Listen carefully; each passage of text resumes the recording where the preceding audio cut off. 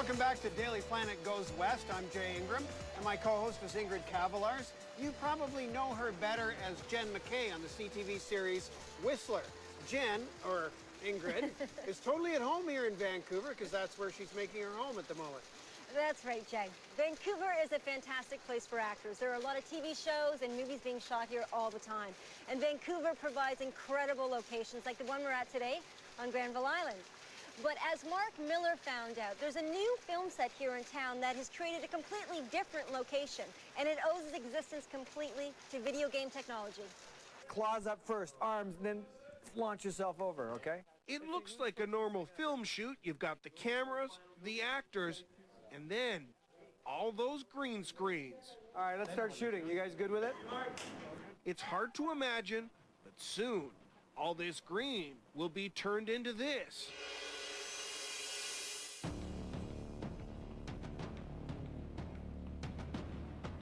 It's a virtual world, a place they call the Sanctuary, and it will be coming to you via internet download before long. We've been shooting now for, I guess, 17 days on the show, and so now it doesn't feel so weird. But for the first few days, I had headaches. I mean, all I saw was, you know, chroma key green. I was just like, ugh.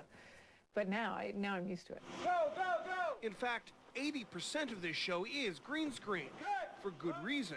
We're not moving people, we're not moving sets, we're consolidated inside of a green screen. We can use the imagination and fantasy to build an unrealistic set.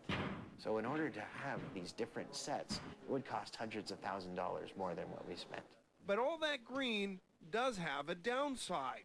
Do it wrong, and no one will believe the world you're trying to create. Do it right, and you can do almost anything. You'll see some crazy shots in this show. Action! At the heart of the Sanctuary is this camera.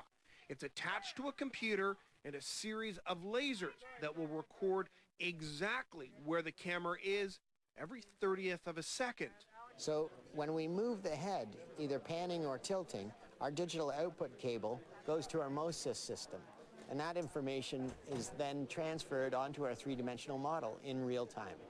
And you can see around our three-dimensional model and see where our objects are in relation to the objects in the real world.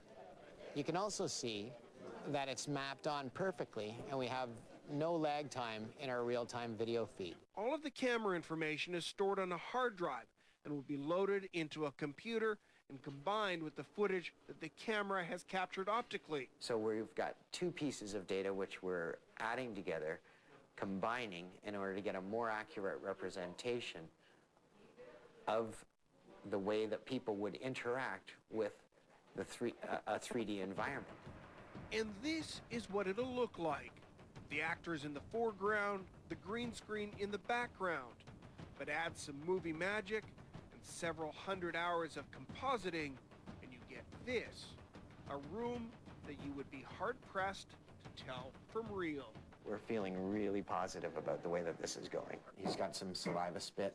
Now, other movie makers have used green screens, but Sanctuary wants to push the medium, literally, in every direction. In Stargate, there were green screen elements to our show that, you know, where there would be a creature or a spaceship or something that we would have to put a green screen up to show. This entire show is virtual. The virtual world and having green screens everywhere allows the camera to go anywhere in any direction. You know, 360-degree turnarounds of characters. I mean, it's all possible. For the movie industry, it's a big leap. The producers of Sanctuary realized the movie industry had been ignoring a group of artists who've been making go-anywhere 3D worlds for years. They decided to call in some big guns from the video gaming industry. Today, some of the top game producers, animators, and graphic designers are cutting their teeth on this, their first television project.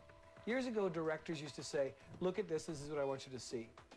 Game designers always had the element of, oh, we can go wherever we want in this world that we've built. Now that they're making it photorealistic, we can go anywhere we want to, and that's what directors are looking for these days. In the past, video games were low resolution, constrained by the average homeowner's limited computing power. But today, a simple desktop is as fast as most animation house supercomputers were less than a decade ago. You have in your home a computer that is more powerful than what I used to use 10 years ago to do feature film renders that cost $70,000 and took 100 hours to render. Now you can do it sitting at your desk, listening to your kids scream in the background, and you can do it in real time. Now Martin Wood and the team at Sanctuary is pushing this film world to the limits. It's completely groundbreaking. Sanctuary will release first on the internet and then later as a video game, using these exact same backgrounds. Eventually, the producers hope an online community will form.